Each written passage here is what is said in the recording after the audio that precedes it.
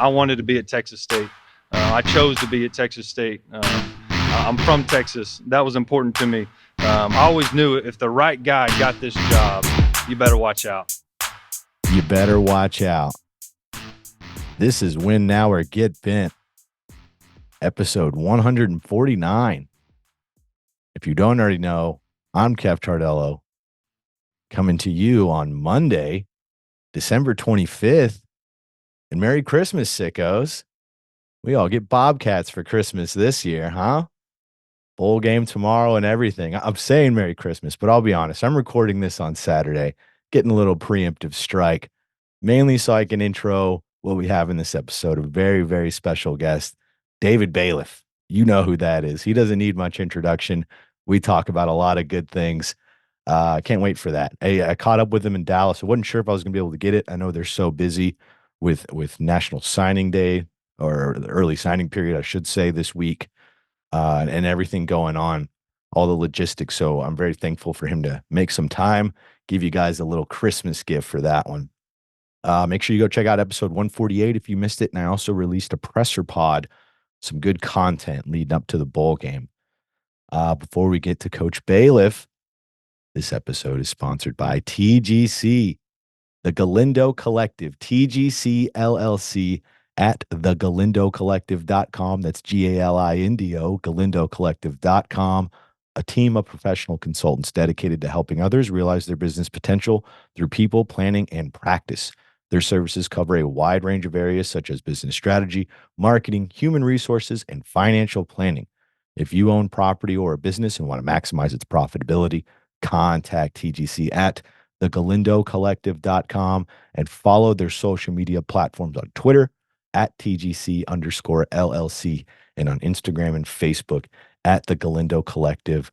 Shout out to Rick Galindo, a true Tech State sicko, a Tech State grad, a buddy of mine now. Can't thank him enough for sponsoring us through this whole season. He got us to media day in the summer. He got us through the season, and now he's getting us through bowl season. Cannot thank Rick Galindo enough. Cannot thank the Galindo Collective enough. Please contact them for any of your needs. thegalindocollective.com. Appreciate you, Rick. We are also sponsored by Family First Cremation Service. Family First Cremation Service is a highly rated and affordable option for families during challenging times. Independently owned by Diane Lee, Family First assures families that we prioritize the well-being and comfort above everything else. Transparency is important to us, which is why we encourage you to visit our website at familyfirstcremations.com for more information on pricing and our services. Feel free to reach out to them directly. 281-541-0291. That's 281-541-0291. Over 20 years of experience in the industry, Diane has been privileged to serve the community in providing compassionate and personalized funeral services in Spring and the surrounding Houston area. Independently established by Diane in 2017, Family First Cremations, it's always a difficult time when dealing with the passing of a loved one. Why not put your reliability into caring hands like Diane? She's related to a sicko. Shout out to that sicko. Diane, you're an honorary sicko. Hope you watch on Tuesday. First bowl game. Good time to jump in, Diane. But Family First Cremation Services, again, that website is familyfirstcremations.com, and their phone number 281-541-0291. We are also sponsored by Chilsey, CHILLZEY.com, Chilsey.com. You can make a custom tumbler. You can make custom koozies, whatever your heart desires. You have a family gathering, a work event, whatever you got going, a bowl game you want to get people together for. It's a little late for that, but maybe the next one. That's right. It's optimism these days, people. Get used to it. But you hit them up at Chilsey.com. If you order 6 or more of these custom tumblers and you punch in Bobcat at the checkout, they're $15 a piece. That's a pretty good deal. I don't know if you could see it on the YouTube channel, Win Now or Get Bent on YouTube. I'm over here holding one, got the nice lid on it. You hear that nice pop it open, and keeps your drinks nice and cool or hot, fill it up with coffee, do whatever you want. But hit them up, Chilsey.com. That's my guy, Dennis Redding, a true Tech State sicko and a Tech State grad. Shout out to Dennis. Appreciate you, Dennis. Hope to see you in Dallas, man. All right. All right. Let's get to these Bobcats. Well, I guess we're going to get to the Rice Owls just for a little bit. I'm not going to spend much time. In fact, I'm looking at the time right now, and I want 3 minutes, and then we're going to get to David Bailiff because that's the real juice of it. I was going to dedicate this time for a more in-depth preview of the Rice Owls. I did a little bit on episode 148. And I don't have much more except to say this is a 6-6 team. And you look at that record, that 500 record, and it's easy to overlook them and dismiss them, especially when you look how Vegas is looking at the game and the Bobcats are favored by 4.5 points. They don't have their starting quarterback. Rice doesn't have their starting quarterback.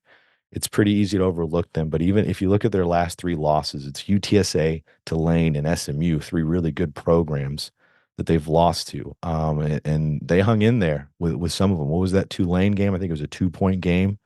And so this is an opponent that should be overlooked. And even when I was talking about the quarterback situation, yeah, they'll be without their starter. And a little bit of, I guess, context for the starter, why he's out, JT Daniels. That might be a name some of you remember from Georgia. He played for Georgia, but even going back a little bit, his freshman year, 2019, he was a red shirt at USC. He actually came in and was playing the very first game and had a season-ending injury in the third quarter of the season opener. So that was the extent of his USC career. Right after his freshman year, he transfers to Georgia. He's there for 2020, 2021. He's a part-time starter, gets injured. Stetson Bennett comes in. The rest is history there. We all know what Stetson Bennett ended up doing at Georgia. So then JT Daniels transfers to West Virginia just for the 2022 season. It's a really good season, 10 games he plays. I didn't put his stats down right here. I should have. They were pretty good stats.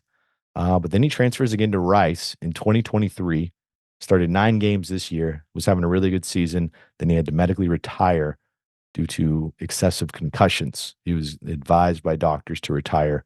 I read somewhere he's going to go into coaching, so that's good. He's still sticking around football. And sometimes I think I understand the transfer rules and everything that goes on and all the rules and everything. But then you look at JT Daniels, he goes from USC to Georgia to West Virginia to Rice. No restrictions. Obviously there's some injuries in there, some medical waivers and everything, but that's four really, really solid FBS programs that he was able to play at. Only spent 2 years at one of them, but an interesting deal. I sometimes I feel like quarterbacks get a little special treatment when it comes to transferring and everything, and JT Daniels is right there. But he won't be in the game. It'll be AJ Padgett. I talked about him a little bit. It's kind of a pick your abbreviated named quarterback, I guess, for this game. It's either going to be it would have been JT for Rice, but it's going to be AJ instead. For the Bobcats, it's going to be TJ, coached by GJ. PJ Hatter sitting on the bench. Yeah, shout out to AJ Edwards. The Bobcats have their own AJ. Let's get an AJ on AJ interception. What do you think about that, Mr. Edwards? Oh, look at that. I'm already past my 3 minutes. But yeah, that's basically what I wanted to say is the Bobcats are favored. There's a lot of good feelings. Nice recruiting class. GJ Kinney just got an extension, but they cannot underestimate this opponent. Can't let it be a trap game. This is definitely an opponent that has hung in there with some competition. Even though they were gifted the bowl game last year with 5 wins, they had a pretty solid season, especially when their quarterback medically retires with 3 games left in the season to able to win 2 of those last 3, get those last 2 wins.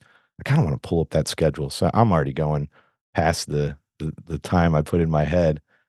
But I don't have their schedule, I guess. I thought I had it pulled up right there, but Charlotte was one of them that they beat. They were 2 pretty good wins to end the season for this program. So definitely not something to overlook. And obviously, I talked about the players to keep in mind. Dean Connors, he was one of those guys the last half of the season that running back position started to come alive for Rice. 707 yards rushing, leads the team with 527 of those the last 6 games. So look out for him. Luke McCaffrey, of course, the pedigree there, that name McCaffrey. Watch out for that guy. Can't start out as a quarterback, switch to receiver, and he's doing the dang thing at receiver. Yeah, and watch out for Padgett because JT Daniels, Padgett may not be the starter, but they replaced a California quarterback with a Texas quarterback in AJ Padgett. So I mean, I tend to put more stock in the Texas side of it. I may be biased with that, but so it's AJ's no slouch himself. But let's get to Coach Bailiff. Let's do it. I'll go through the plugs real quick. Patreon.com/win-now-or-get-bent. WNOGB.com. Get some sweet merch. Check me out on the YouTube channel wearing the Sicko sweater here. Love this sweater. I'm gonna be taking it to Dallas. Speaking of our YouTube channel, Win Now or Get Bent on YouTube, like, subscribe, comment, all that good stuff. Check us out on Twitter at Win Now or Get Bent, on Instagram at WNOGB. Thank you to TGC. Thank you to Family First Cremations. Thank you to my guy, the Wizard, Zachary Webb, getting another one set and scheduled. Gotta keep the content coming for the sickos. I appreciate you, Zach, and I appreciate you sickos out there tuning in. Enjoy this Bailiff interview. This is a good one. I enjoyed it. Oh, I have a funny caveat to it. He calls me Cliff in it. Since he came back, hired as the special assistant to the coach for Texas State, he's been calling me Cliff. And I can remember when it first happened. I think it might have been spring or summer at a practice. And he did it in front of James Sherman and Chris Coots and some of the other people that worked there. Called me Cliff. And they looked at me like, did he call you Cliff? And I said, if David Bailiff says my name's Cliff, my name's Cliff. So I just never corrected him. And he's been calling me Cliff for a while now.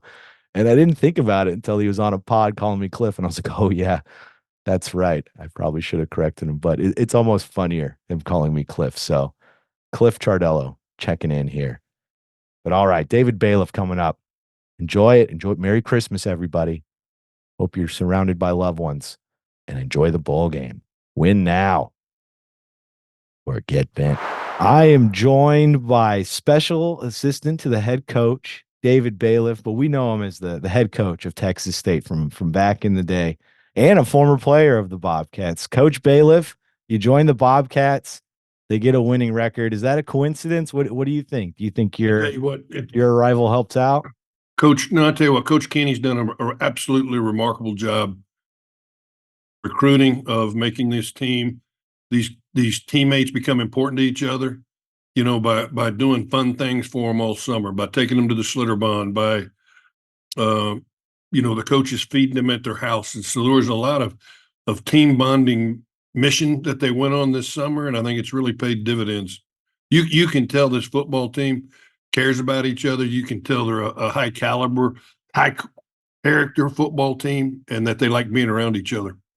Yeah, you've talked to me before about the positive reinforcement aspect of GJ Kinney and how that's something you appreciate. That's something that you instilled in your coaching and from your coaching staff. Can you just kind of talk about that and what you've seen from Kinney and how his philosophy matches to yours? I'd always tell my assistant coaches, you can't say anything to these young men you wouldn't say to your own son. And if you do, you won't work for me, because we're not going to put up with that. And Coach Kenny's cut from the same cloth. He cares about this football team, not just his football players. You don't see him behind the scenes, see how busy he is tracking their academics or making sure they're doing high character. You do bench press reps, you do squat reps, you also got to do character reps. And he talks to them all the time about the character, what it takes to be a Bobcat football player. And I appreciate that. I learned most of my coaching from Coach Jim Wacker, and he was hard on us, but you could tell he really loved us. And I saw how hard I worked for a man that loved me. And for the coaches that didn't, it just changed who I was, and it changed. That's what led to all my philosophies, was just being the offspring of Jim Wacker in this business.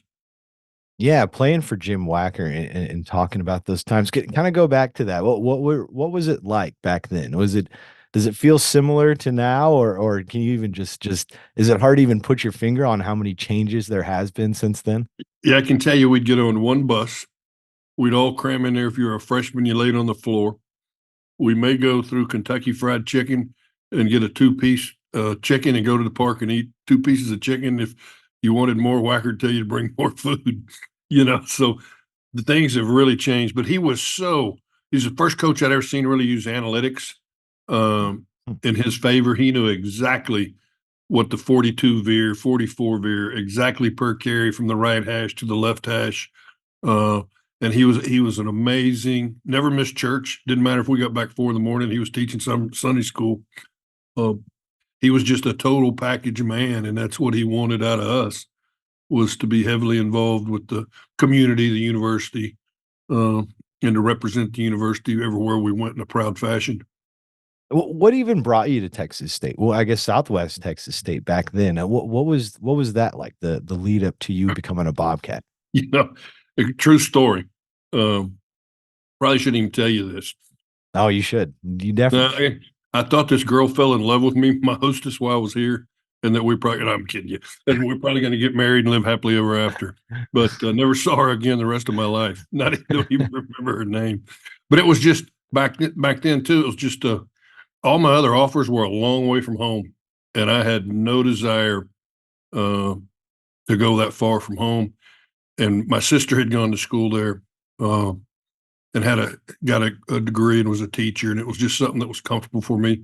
It was an hour from the house, and it wasn't, and it was a full scholarship offer.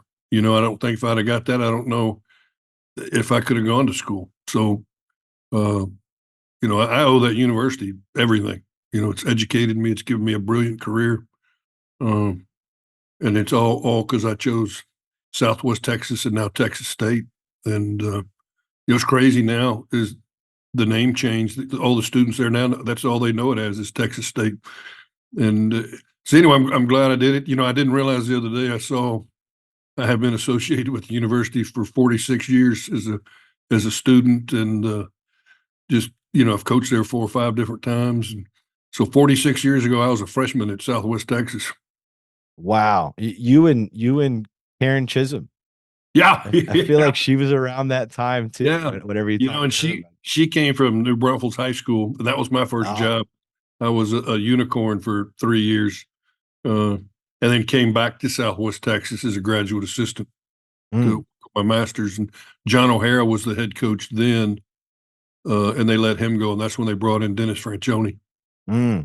Yeah, John O'Hara, that name came up this year with his 6-2 start in 1983. They were talking about the parallels between that and Kinney, his start this season. So it's interesting to hear that name again.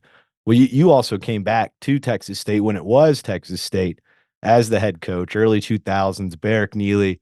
Everyone listening to this probably knows that story, but that 2005 season, that magical season, I mean, it set the tone for when people think about when success can be here in a modern time. They think about 2005, and that's been the template in a lot of people's minds. So talk to us about that season and just the parallels between that and now.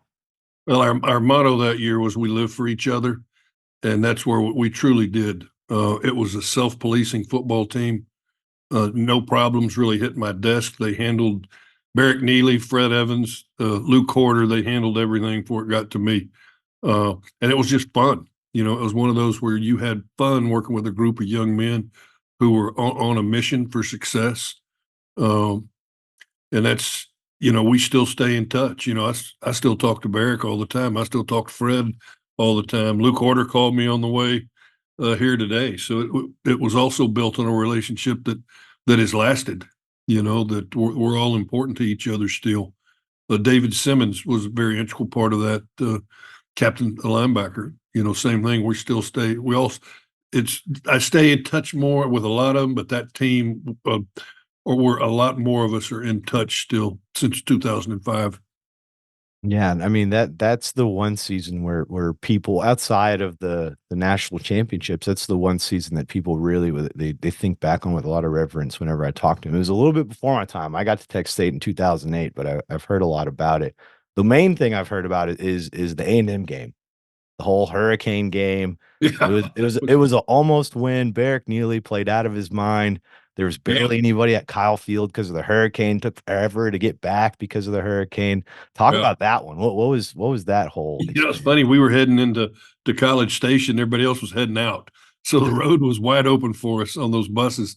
And we had made the decision. We were not going to run the option at all. We didn't run the option a whole lot, but we had made the decision, no speed option in that game, because we did not want Barrick Neely to take an unnecessary hit. And then he plays then he plays out of his mind. I mean, it was a sprint out to his left, and like 80 yards later, he hits his head on the goalpost. I mean, it's just Matt. We blocked a punt. Ramel Bourne. Anyway, it was just a great game. We had opportunity to win it, and came up a little short, but our guys played really well, and that's where those are those games you're not even supposed to be in. And we had that opportunity to win it. I always remember Ramel Borner scooped up the block. I guess it was a field goal, and for some reason, we've got our nose guard running with the ball, and all the fast guys pass him. And I'm thinking, turn around, you we don't need you leading him. We need you behind him, blocking people. And so anyway, they caught up with Ramel pretty quick, and we had about 5 guys out in front of him. But that was fun. We had an opportunity to beat Baylor one year. It was just a lot of fun. There's a lot of good young men here that did the right thing. Our big mission then, we wanted to create a community where San Marcos is as big a part of this. It's just not Texas State. It's also San Marcos, Texas. You got to have it all to win, and I think that's where GJ comes in. He's a great fit for Texas State, being an old high school football player from Gilmer, won a state championship. His dad's a high school coach and was a college coach at Baylor. And it's all about the fit. And I think a lot of that's what was missing in those years was the fit. And I think we've got a great fit here now with GJ. I'm excited. He got a contract extension, but I do know he's very happy here, and I know his wife's very happy here. And I hope we can keep him, till he turns gray. Don't know if that's going to happen, but he likes it here, and I enjoy being around him. Yeah, at least another season after that contract extension. That's for sure. And you talk about the fit of GJ Kinney here, and even just not even GJ Kinney, but the change with Dr. Kelly Damphus and Don Coryell at AD, just the change in the mindset and the support of the administration. How much have you seen it change from back in 05 when you were a coach here, and even back before? Is it that much different now, or is it unbelievable the synergy coming out of the athletic department through our athletic director, through the president? It's amazing. They're in lockstep. Kelly has let us know he expects a win, and he does his part to help. And Donnie's the same way. Donnie's a Mr. Energy. He's everywhere, and I'm really happy to see that we're in such lockstep with the administration straight out of here. I don't believe we've ever had that, in a long time. You go to fight night and there's Kelly Damphus at fight night, and you go to a baseball game and there's him and his wife at the baseball game. And, the kids are cheering him. He comes to the radio show. All the kids want to take selfies with him. I mean, tell me another president that is that popular and does so much for students. I mean, I introduced him to an incoming freshman. He immediately gave him his business card, said, "Here's my cell number. If you have any problems, I'm your first call, not your last." And you just go, wow. I mean, what president tells you come to me, I'll get it fixed for you? And that's what he does. I've really enjoyed my time here of watching Coach Kenny and watching Donnie and watching Kelly Damphus and his wife Beth. People leave Beth out. They shouldn't, because she's right there with him every step of the way. Yeah, I've heard people have theories that there's clones of Dr. Damphus, and that's how he's able to be at so many places at once, because that's the only explanation. Well, right when I got here, I think it was Coach Kenny told me we think there's a twin, and there's an AM Damphus and a PM Damphus, because he is everywhere.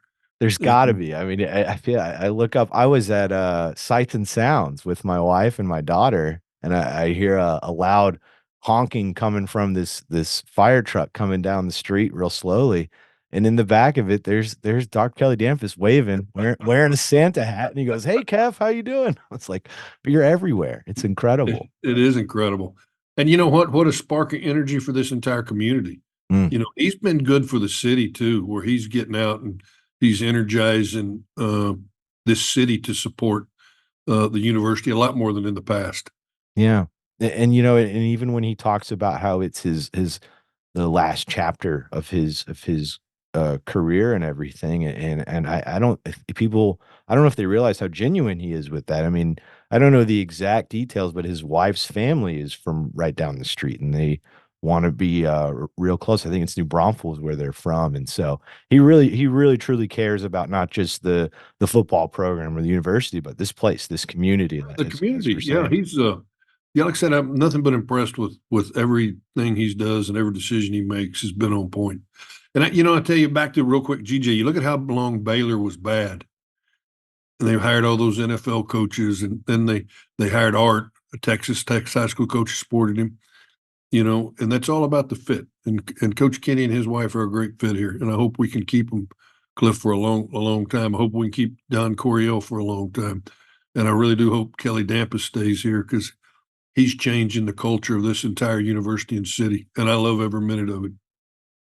Absolutely. And and talking on that, and the season that they've had, you mentioned Baylor and their coaching situation. Well, they opened the season, Texas State did this year, with a win at Baylor, the first P5 win, at least in the FBS era.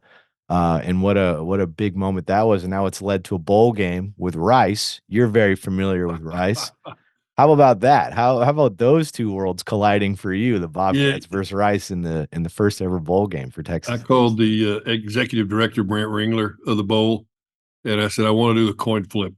But he hadn't gotten back with me yet to tell me yes or no.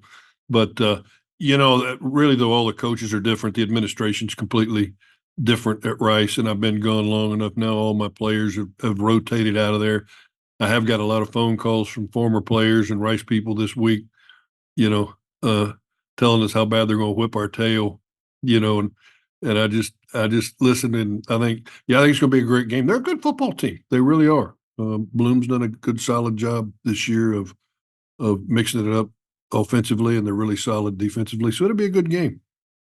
I'm definitely going to help you start the campaign of you doing the coin flip. I want to see that happen. That's got to happen. It's Well, almost hopefully I'll the see him Bailiff tonight. ball. Hopefully I'll see him tonight, and because he was the executive director of the Armed Forces Bowl back when when I was at Rice. So hopefully he'll let that happen. But you never know. But I'm having fun. I tell you, the kids hit this. First off, they got their bowl gifts 2 days ago in a bag of sweatsuits, and they were ripping off their shirts. I mean, it looked like a Black Friday sale. I mean, they're trying all their bowl gear on. They're just there in the pavilion changing clothes. Then we hit here, and they just saw their players' lounge with all the video and uh, foosball and all the old pinball machines and all the snacks they got up there for them. And so it's a lot of enthusiasm. We got to load the bus at 4:30 and go to their first event tonight, which would be fun for them. But I'm like I said, proud to be here, proud to play a small role as America's oldest graduate assistant. But I have a blast doing it, and I'm around a lot of good people. So you keep saying old. You got to say most experienced because Well, I may dye my hair black. Didn't say most experienced. there you go. You got to remember, wisdom comes with experience. You got to lean into the wisdom part, not the old part. You got. Well, that's what I used to tell my team. You got to be young and dumb for you're old and wise. I've hit the old and wise stage. You got to make mistakes and learn from the I mistakes. totally agree, and I've made my share. I've earned every one of these gray hairs. But like I said, I enjoy what I do. I enjoy people. I love being around people. I love being around football players. You're around the highly motivated 18 to 22-year-old, so you never know. You never know how old you are. That's what I was telling them. It's mandatory that you grow old, but it's not mandatory that you grow up. And I'm still think I'm in my 30s, because I love what I do so much and love being around this football team and this coaching staff so much. Yeah, I remember when you got this job, you're like, it's a good job. It's the kind of job you can have a beer at lunch Yeah, at have a beer and lunch. and That's what hang I out. said. And Yeah. I have you said, been? TJ, is this one of those jobs I can have a beer at lunch? He goes, well, I guess. I said, I've always wanted one because I've always seen people drinking beer at lunch. And I think, what do they do for a living that they can have a beer at lunch? But I See, never did anyway. But it's nice to know I can if I wanted to. the options there. Right. You've always been the head coach. Now you can kind of relax a little bit. You can enjoy the bowl game a little bit more instead of stressing over. Of course, you're going to stress over. You want the Bobcats to win, but you can sit back a little bit in this one, right? What's crazy is you sit there and watch these games, and scenarios and you look at the clocks and it's still hard just to disconnect and be a fan because for so long it was game management. It was, knowing how many timeouts you had, knowing how much time's on the clock, knowing did we need a 4-minute grind. And you're right, I get to sit back and enjoy it a little bit more now, but sometimes it's hard to get out of that mode of, okay, we got 3 minutes left. We got 2 timeouts, but anyway, I'm enjoying my time. Yeah. You can't shut off the old ball coach instincts in you, huh? No, you just not that fast anyway. That's where a lot of times I don't like watching football on television because all of a sudden you flip like it's not fun. You're sitting there making decisions or outside the box. You're back to coaching. I flip it. My kids say, "What are you doing?" I said, I can't watch it for a little bit. I just need to watch I Dream of Jeannie or something, but and then I'll go back to it. But I never coaches the same way. Yeah. You just it's what you do. It's who you are. It's what's in your DNA, and you just can't turn it off. Yeah. I don't know if you ever played Madden before? You can get that control back that I feel like you're yearning for.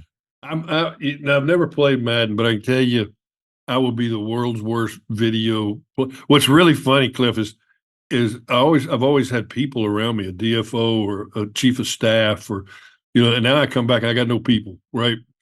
And so Connor and James Sherman, I'll walk in their office and they'll look at me and they'll just start shaking their head because they know I'm going to ask them like a first grade question, IT question that I should have known, a long time ago.